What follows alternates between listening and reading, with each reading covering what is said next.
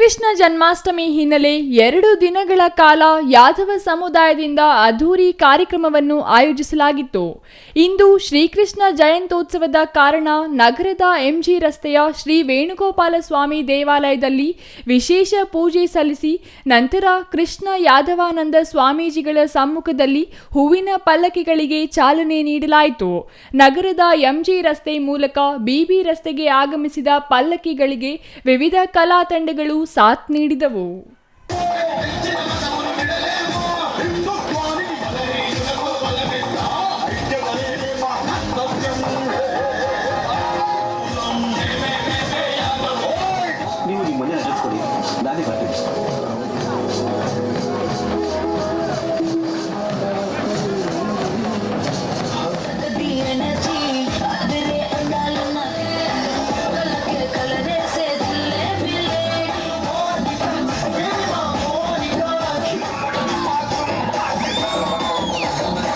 ಬಿಬಿ ರಸ್ತೆಯಲ್ಲಿ ಪಟಾಕಿ ಸಿಡಿಸಿ ತಮಟೆ ಸದ್ದಿಗೆ ಕುಣಿದು ಕುಪ್ಪಳಿಸಲಾಯಿತು.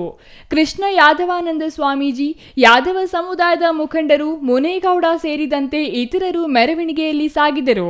ನಂತರ ನಗರದ ಕನ್ನಡ ಭವನಕ್ಕೆ ಮೆರವಣಿಗೆ ಸಾಗುತ್ತಿದ್ದಂತೆ ವೇದಿಕೆ ಕಾರ್ಯಕ್ರಮ ನಡೆಸಲಾಯಿತು.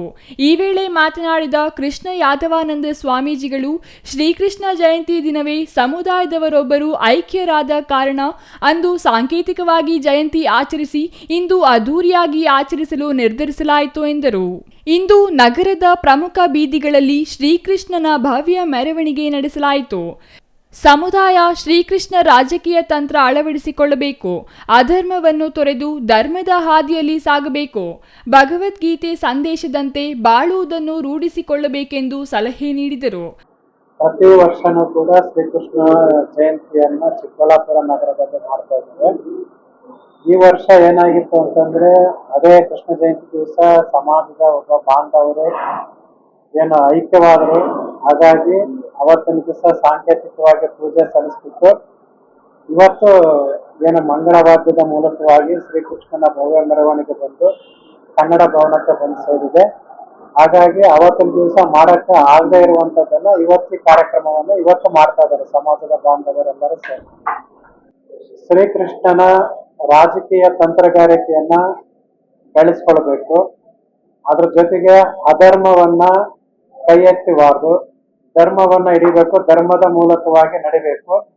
ಶ್ರೀಕೃಷ್ಣ ಪರಮಾತ್ಮನ ಆದೇಶದಂತೆ, ಅವರ ಸಂದೇಶದಂತೆ, ಭಗವದ್ಗೀತೆಯಲ್ಲಿ ಏನವರು ಸೂತ್ರವನ್ನ ಕೊಟ್ಟಿದ್ದಾರೆ ಆ ಸೂತ್ರದಂತೆ ನಾವೆಲ್ಲರೂ ಕೂಡ ನಡ್ಕೊಳ್ಬೇಕು ಅನ್ನುವಂಥದ್ದು ನಮ್ಮ ಆಶಯ. ನಂತರ ಸಮುದಾಯದ ಮುಖಂಡ ಮುನೇಗೌಡ ಮಾತನಾಡಿ, ಸಮುದಾಯ ಆರ್ಥಿಕ, ಶೈಕ್ಷಣಿಕ ಮತ್ತು ರಾಜಕೀಯವಾಗಿ ಹಿಂದುಳಿದಿದೆ. ಆದರೆ ಇತ್ತೀಚಿನ ದಿನಗಳಲ್ಲಿ ಸ್ವಾಮೀಜಿಗಳ ಮಾರ್ಗದರ್ಶನದಲ್ಲಿ ಅಭಿವೃದ್ಧಿಯತ್ತ ಸಾಗುತ್ತಿದೆ ಎಂದರು. ಸ್ವಾಮೀಜಿಯವರ ಆಶೀರ್ವಾದದಿಂದ ಸಮುದಾಯ ರಾಜಕೀಯವಾಗಿ ಬೆಳೆಯುತ್ತಿದೆ. ಅಹಿಂದ ವರ್ಗದಲ್ಲಿ ಸ್ಥಾನಮಾನ ಪಡೆಯಲು ಹೋರಾಟ ಮಾಡುತ್ತಿದ್ದೇವೆ. ಸರ್ಕಾರದಿಂದ ಉತ್ತಮ ಸಹಕಾರ ಇದೆ. ಸರ್ಕಾರದಿಂದಲೇ ಕಾರ್ಯಕ್ರಮ ಆಯೋಜಿಸಲಾಗಿದೆ. ಇದು 2 ದಿನಗಳ ಕಾರ್ಯಕ್ರಮವಾಗಿದೆ. ಮೊದಲು ಒಂದೇ ದಿನಕ್ಕೆ ಸೀಮಿತವಾಗಿತ್ತು. ಇದೀಗ 2 ದಿನಗಳ ಕಾರ್ಯಕ್ರಮ ನಡೆಸಲಾಗುತ್ತಿದೆ. ಕನ್ನಡ ಭವನದಲ್ಲಿ ನಾಟಕ ಪ್ರದರ್ಶನವನ್ನು ಆಯೋಜಿಸಲಾಗಿದೆ ಎಂದರು. ನಂತರ ಕನ್ನಡ ಭವನದಲ್ಲಿ ನಾಟಕ ಪ್ರದರ್ಶನ ಏರ್ಪಡಿಸಲಾಗಿತ್ತು. ಹೇಳ್ತಾ ಇರ್ತಕ್ಕಂಥ ನಾವು ಮೊದಲೇ ಹೇಳ್ತಾ ಇದ್ವಿ, ರಾಜಕೀಯವಾಗಿ, ಆರ್ಥಿಕವಾಗಿ ಮತ್ತು ಶೈಕ್ಷಣಿಕವಾಗಿ ನಾವೆಲ್ಲ ಹಿಂದುಳಿದಿದ್ವಿ ಅಂತ. ಈಗ ನಮ್ಮ ಸ್ವಾಮೀಜಿಗಳಾಗಿರ್ತಕ್ಕಂಥ ಇವರ ಒಂದು ಆಶ್ರಯದಲ್ಲಿ, ಅವರ ಒಂದು ಹಾದಿಯಲ್ಲಿ ಮತ್ತು ಹೆಚ್ಚಿನ ಒಂದು ಸಂಘಟನೆ ಮಾಡಿಕೊಂಡು ನಮಗೆ ಅರಿವನ್ನು ಮೂಡಿಸಿ, ನೀವು ರಾಜಕೀಯದಲ್ಲಿ ಈ ರೀತಿ ಬೆಳವಣಿಗೆ ಆಗಬೇಕು, ಶೈಕ್ಷಣಿಕವಾಗಬೇಕು ಮತ್ತು ಆರ್ಥಿಕವಾಗಬೇಕು ಅಂತೇಳಿ ಅವರ ಆದರ್ಶದೊಂದಿಗೆ, ಅವರ ಆದೇಶದೊಂದಿಗೆ ನಾವು ಇತ್ತೀಚೆಗೆ ಸುಮಾರು ಜನ ನಾವು ಆಗಿದ್ದೀವಿ ಸರ್. ಸುಮಾರು ಜನ MLAಗಳಾಗಿದ್ದಾರೆ, ಮಿನಿಸ್ಟರ್ಗಳಾಗಿದ್ದಾರೆ, ಈಗ ಜಿಲ್ಲಾ ಪಂಚಾಯತಿ ಮೆಂಬರ್ಗಳಾಗಿದ್ದಾರೆ, ಮೊನ್ನೆನೂ ಸಹ ಶಾಸಕರಾಗಿದ್ದಾರೆ, MLCಗಳಾಗಿದ್ದಾರೆ. ಸೊ ಸುಮಾರು ಇತ್ತೀಚೆಗೆ ಒಂದು ಬೆಳವಣಿಗೆ ನಾವು ಚೆನ್ನಾಗಿ ಆಗ್ತಾ ಇದ್ದೀವಿ ಸರ್. ಮುಂದಿನ ಹೇಳಲು ಸಹ ನಮ್ಗೇನು ಸ್ಥಾನಮಾನ ಸಿಗಬೇಕು, ನಮ್ಗೇನು ಕ್ಯಾಟಗರಿ, ಅಹಿಂದದಲ್ಲಿ ಏನು ಕ್ಯಾಟಗರಿ ಇದೆ ಆ ಕ್ಯಾಟಗರಿಗೆ ಏನು ಸ್ಥಾನಮಾನ ಬರ್ತದೆ ಅದು ನಮ್ಗೆ ಕೊಡಲೇಬೇಕು ಅಂತೇಳಿ ನಾವು ನಮ್ಮ ರಾಜಕೀಯ ಜೀವನದಲ್ಲಿ ನಾವು ಮುಂದೆ ಬಂದು ಸಂಘಟನೆ ಮಾಡೋಕ್ಕೆ ನಾವು ತಯಾರಿದ್ದೀವಿ. News bureau, CTV news, Chikkaballapur.